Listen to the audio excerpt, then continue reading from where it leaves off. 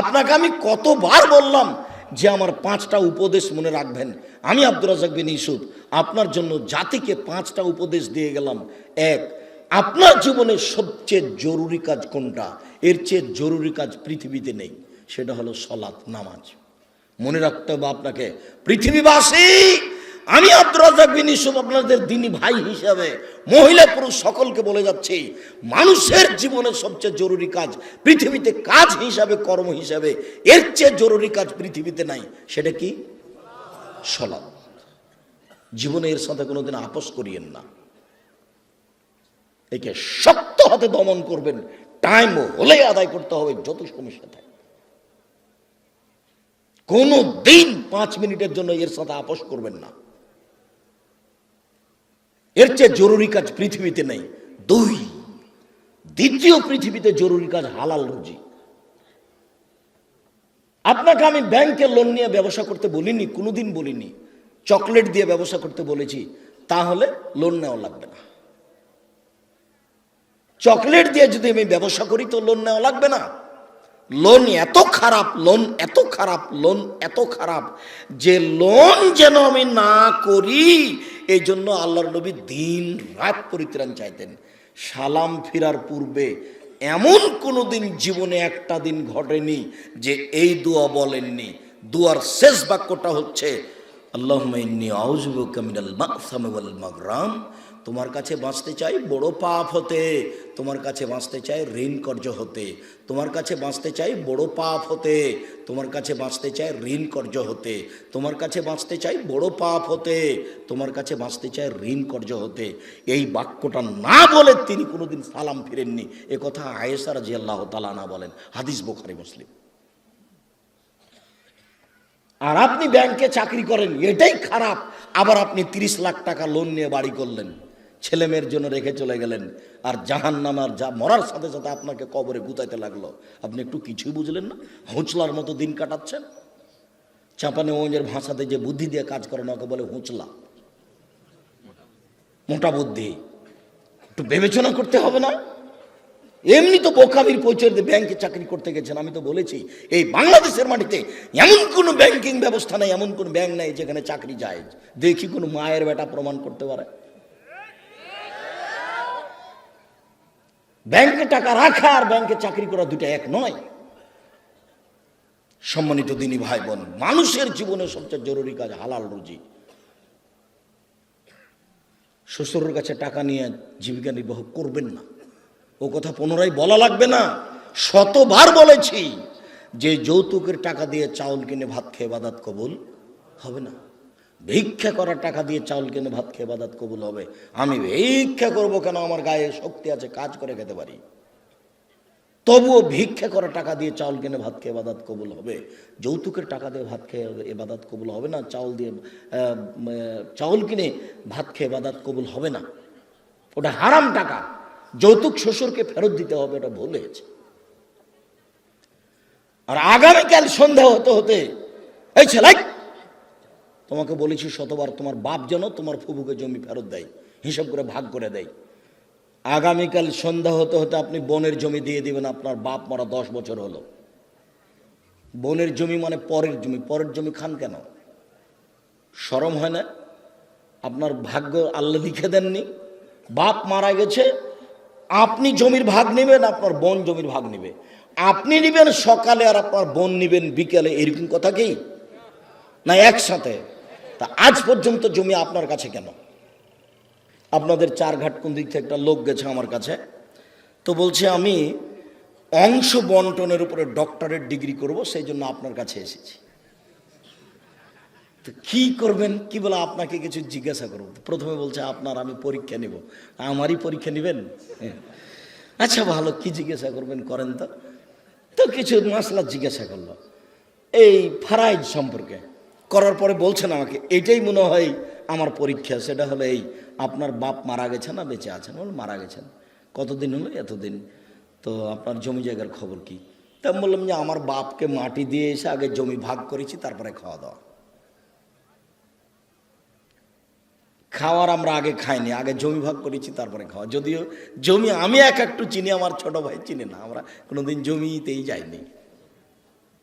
আমার আব্বা একজন ছোট কৃষক ছিলেন, 20-25 বিঘা জমি রাখতেন।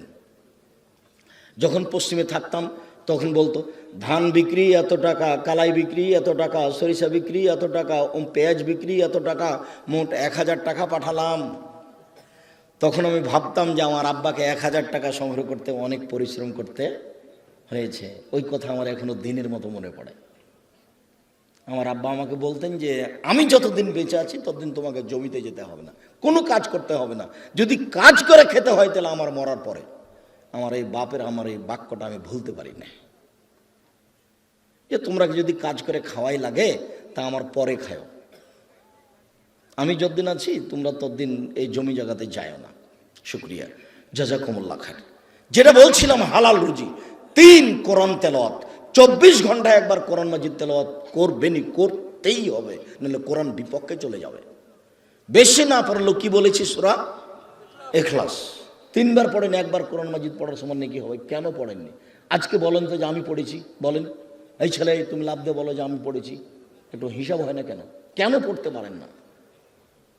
কেন পড়তে পারেন না? কি আছে সমস্যা যে পড়তে পারেন না? কেন পড়বেন না?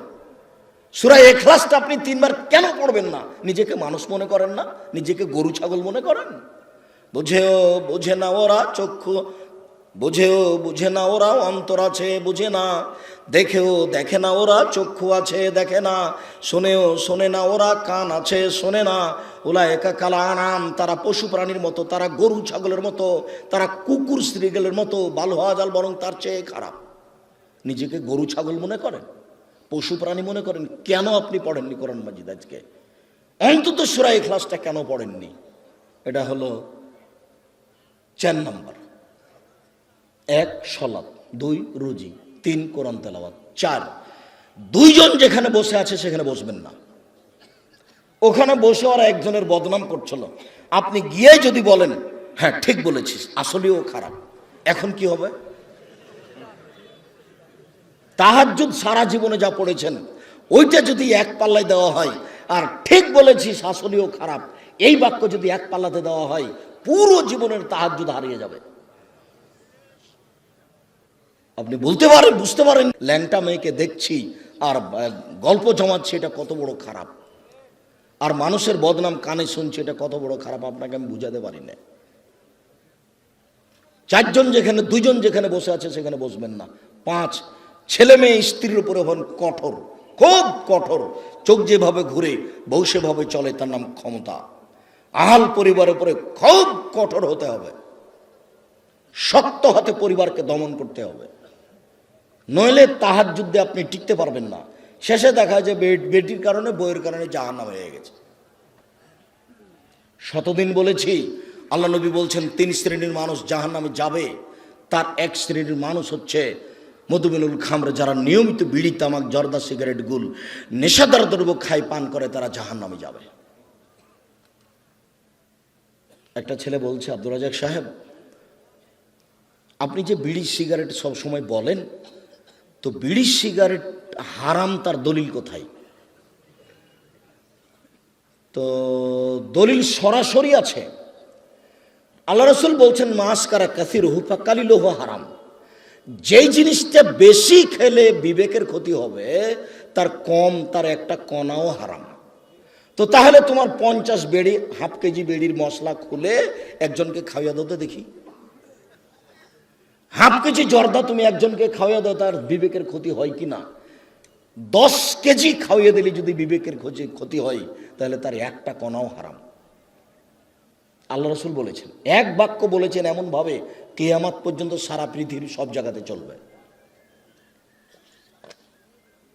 কাজেই হালাল রুজি খাবেন, আর জরুরি প্রয়োজন ছাড়া কোথাও বসবেন না, আর পরিবারের উপরে খুব শক্ত, খুব কঠোর হতে হবে। সম্মানিত দিনী ভাই বোন, এই 5টা উপদেশ থাকছে। বলছিলাম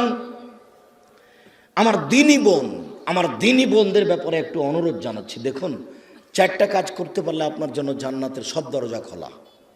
আপনি 4টা কাজ করেন, জান্নাতের যে কোনো দরজাতে যেতে পারবেন। আমি বলিনি এই কথা মুহাম্মদ সাল্লাল্লাহু আলাইহি সাল্লাম বলেন। 1 সালাত খামসাহা, 5 ওয়াক্ত সালাত আদায় করুন। এই ছেলে, তোমরা ওখানে ভাবে দাঁড়িয়ে কেন? বসো। দিনী ভাই বোন, আমি আপনাদেরকে অনুরোধ করছি, আপনারা দয়া করে দোকানপাটে কেউ থাকিয়েন না, রাস্তাঘাটে চলাচল করিয়েন না, এখন কোনো কাজ করার প্রয়োজন মনে করেন না। আপনার আমি কিছু না কিছু উপকার করবো ইনশাআল্লাহ। আপনিও যেমন কষ্ট করে এসেছেন, আমিও তেমন কষ্ট করে এসেছি। আমি 7:30 8টার দিকে বাসায় পৌঁছেছি। বরিশাল বরগুনায় ছিলাম রাতে। বরিশাল বরগুনা থেকে আমি রাতে বক্তব্যের পরে যাত্রা আরম্ভ করে সকাল 8টার দিকে আমি প্রতিষ্ঠানে পৌঁছেছি। এটা নিয়ে আমার কোনো খেয়ালই ছিল না। এশার সালাতের পরে অবগত হয়ে আমি আসলাম। আমি কষ্ট করে এখানে এসেছি, আপনি চায়ের স্টলে বসে থাকবেন? আপনাকে আমি মানুষ মনে করব? কেন আপনাকে আমি মানুষ মনে করব? আল্লাহ আপনাকে পশু প্রাণী বলছেন, আমি কেন বলবো? আপনি পশু প্রাণীর মতো। পশু প্রাণীর মতো না হলে আমি দিনের কথা বলছি, আপনি ওখানে বসে থাকবেন কেন? সম্মানিত দিনী বোন, এদিকে শোনেন। এই মেয়ে শোনো, 1 5 ওয়াক্ত সালাত, 2 সমাত শাহরাহা, রমজান মাসে রোজা সেম, 3 আতাত বালাহা, স্বামীকে মেনে চলা, তিতা লাগলেও মিঠা লাগলেও মেনে চলতে হবে, 4 জেনায় লিপ্ত না হওয়া। এই 4টা কাজ করবেন, জান্নাতের সব দরজা খোলা। 4 নাম্বার জেনা। জেনা যদি হয়ে গিয়ে থাকে তাহলে এখন থেকে কান্নাকাটি করেন। যদি আপনি খালেস অন্তরে কান্নাকাটি করতে পারেন দিন রাত, তাহলে আল্লাহ জেনার পাপটাকে নেকি দিয়ে পূর্ণ করে দিবেন। আর আল্লাহ ওয়াদা করেছেন আপনার সাথে, অনাহা নাফসা আনিল হাওয়া ফাইনাল জান্নাত হিয়াল মাওয়া। পৃথিবীবাসী মনে রেখো, আল্লাহ তাআলা বলছেন, পৃথিবীবাসী মনে রেখো, তোমরা যদি অশ্লীল কাজ থেকে নিজেকে বিরত রাখতে পারো, আমি আল্লাহ তোমাকে জান্নাতুল মাওয়া দিয়ে দিলাম। ওটা তো আল্লাহর ওয়াদা। আপনি অশ্লীল কাজ বন্ধ করেন, জান্নাতুল মাওয়া আপনার জন্য প্রস্তুত আছে। এটা মানুষে বলেননি, এটা নবী বলেননি, এটা সরাসরি আল্লাহ বলছে।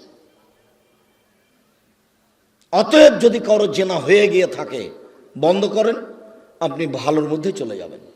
স্বামীর সাথে ভালোভাবেই চলতে হবে। আপনার স্বামী আপনাকে গালি দেয়, এ কথাই ঠিক। আপনার স্বামী আপনাকে মারে, এ কথাই ঠিক। আপনার স্বামীর মুখ খারাপ, এ কথাই ঠিক। এর পরেও কোনো উত্তর না করে পাথর হয়ে এই সংসার করেন, এটাই আমার পরামর্শ। আমি আপনার দিনী ভাই হিসেবে আপনাকে আমি পরামর্শ দিচ্ছি, যেহেতু 2-1টা ছেলে মেয়ে হয়ে গেছে, আপনি এই সংসার করেন, ওর সাথে কথা বলেন। সপ্তাহ সপ্তাহ কথা বলেন না, রান্না বান্না করে ছেলের হাতে মেয়ের হাতে দিয়ে পাঠান। আর 1 গ্লাস পানি চাইলে সামনে গ্লাসটা রেখে থ্যাকস করে রেখে দুদিকে হেঁটে চলে যান। এভাবে সংসার করলে আল্লাহ অসন্তুষ্ট থাকবেন, পরকাল জাহান্নাম হয়ে যাবে। এই সংসার করতে হবে না।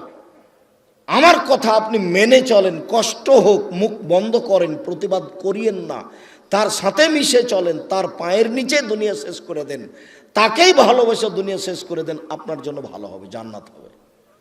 শেষ পর্যন্ত যদি বুঝেন যে সংসার হবেই না, তাহলে এভাবে ঝুলন্ত থাকতে হবে না, আপনি খোলা করে নেন। যে কোনো মহিলা যে কোনো স্বামীর সাথে খোলা করতে পারে যে আপনার সাথে থাকবো না, চেয়ারম্যান সাহেবরা ঠিক করে দেন, কাজী সাহেব ঠিক করে দেন, আমাকে একটা খোলা তালাক লিখে দেন, আমি আমার স্বামীর ভাত খাবো না। আপনি করেন, 1 মাস পরে অন্য জায়গাতে বিবাহ বসেন, কিন্তু ঝুলন্ত অবস্থায় এভাবে থাকিয়েন না। মাস মাস বছর বছর স্বামীর সাথে কথা বলবেন না, এটা ঠিক নয়। কষ্ট করে, গালি সহ্য করে, মায়ের সহ্য করে আপনি চুপচাপ থেকে সংসার মেনে নেন, আপনার জন্য ভালো হবে। যদি শেষ পর্যন্ত বুঝেন যে হবেই না, তাহলে 7 দিন পার করতে হবে না, সংসার বাদ দেন। 4টা কাজ করেন, জান্নাতের সব দরজা খোলা আপনার জন্য। আপাতত কথা শেষ, আপনি আমার দিনী বোন। 1 5 ওয়াক্ত সালাত, 2 রমজান মাসে রোজা, 3 স্বামীকে মেনে চলা, 4 জেনায় লিপ্ত না হওয়া। জেনা যদি ঘটেই থাকে তাহলে মরা পর্যন্ত কান্নাকাটি করেন, যা পাপ হয়েছে সেটা আল্লাহ নেকি দিয়ে পূর্ণ করে দিবেন ইনশাআল্লাহ। এবার আপনাদের সাথে একটু জরুরি কথা, যেটা আল্লাহ রাসূল বলেছেন, স্বামী হিসাবে, বাপ হিসাবে জরুরি কথা হচ্ছে, 1 যে মানের আপনি খাচ্ছেন বউকে স্ত্রীকে সে মানের খাওয়াবেন। 2, যে মানের কাপড় আপনি পরছেন বউকে স্ত্রীকে সে মানের পরাবেন। 3, কখনো কটু কথা বলবেন না। স্ত্রীকে কটু কথা বলা নিষেধ, গালি দেওয়া নিষেধ, নিন্দা করা নিষেধ। শ্বশুর শাশুড়ির ব্যাপারে মন্তব্য ভুলেও কোনোদিন ঘুমের ঘরেও করবেন না। শ্বশুর শাশুড়ির বিরুদ্ধে কোনোদিন কথা বলবেন না। স্ত্রীকে কখনো কটু কথা বলবেন না। বলবেন না ভুলে যে তোমার রংটা কালো, বলবেন না ভুলে যে তোমার ঠোঁটটা মোটা। একবার যদি ঠোঁট মোটা বলেন 10 বছর আপনাকে ভালোবাসবে না। ওরা হচ্ছে কম বুদ্ধির প্রশংসা প্রিয় মানুষ, সব সময় প্রশংসা করেন, তুমি খুব ভালো, তুমি খুব ভালো, তোমার মতো কোনো মেয়ে দেখি না, সারা রাত পাঁটি বেঁধবে। তার কাছে সেবা নেওয়ার চেষ্টা করেন, কটু কথা বলিয়েন না। 4, মুখের উপরে মারবেন না, কোনো সময় না, মুখের উপরে মারবেন না। গালে থাপ্পড় মারবেন না, আল্লাহর নবী নিষেধ করেছেন কঠিনভাবে। 5, অলা তাত্র খাইল্লা ফিল বাইতে, নিজের বাড়ি ছাড়া কোথাও থাকতে দিবেন না। যেতেই পাবে না খালার বাড়ি, ফুফুর বাড়ি, মায়ের বাড়ি, নানির বাড়ি, কোনো বাড়ি যেতে পাবে না। বিবাহের বাড়ি তো অসম্ভব হতেই পারে না। দাওয়াত দিয়েছে আপনি যাবেন, আপনার ছেলে যাবে, আপনার বউ যাবে কেন? বিবাহের বাড়িতে গেলে স্বামীর সংখ্যা বেশি হয়ে যায়। কমিউনিটি সেন্টারে যাওয়ার কোনো প্রশ্নই আসে না, বাজারের তো কোনো প্রশ্নই আসে না। পুরুষের পরিচয় দিবেন, কই আমরা তো কোনোদিন বাজারে যাই না, আমরা তো বেঁচে আছি দুনিয়াতে। আমাদের আহাল পরিবারের তো কোনো সময় বাজারে যায় না, আমরা তো আছি দুনিয়াতে বেঁচে। আপনার বউ কেন বাজারে যাবে? কেন? কাপুরুষ আপনি? বেটা মরে গেছে, স্বামী মরে গেছে, আপনি মারা গেছেন, আপনার ছেলে মারা গেছে, কেন আপনার বউ বাজারে যাবে? নিজেকে পুরুষ মনে করেন না? এই 5টা জিম্মেদারি পালন করবেন। 5ম নম্বরটা খুবই শক্ত। এটাই ছিল 5টা উপদেশের শেষ। স্ত্রী পরিবারের উপর কঠোর হতে হবে, আপনার কথাই চলবে এই বাড়িতে। তাকে কোনোদিন কাপড় কিনতে দিবেন না যতদিন পর্যন্ত না বুঝেছে যে আপনি মোটা কাপড় কিনলো আমার কাছে মিঠে, চিকন কাপড় কিনলো আমার কাছে মিঠে। যতক্ষণ পর্যন্ত আপনার স্ত্রী এইটা না বুঝেছে ততক্ষণ পর্যন্ত সংসারে শান্তি আসবে না। আপনার প্রত্যেকটা কাজের উপরে তাকে খুশি থাকতে হবে যে আপনারটা ভালো, আমার ভালো। আমি নিজে থেকে বাজার করতে যাব, আমি কাপড়টাতে হাত দিয়ে দেখবো যে চিকন নয়, তখন এভাবে ছুঁড়ে মারবো, এই সংসার ভালো হবে না।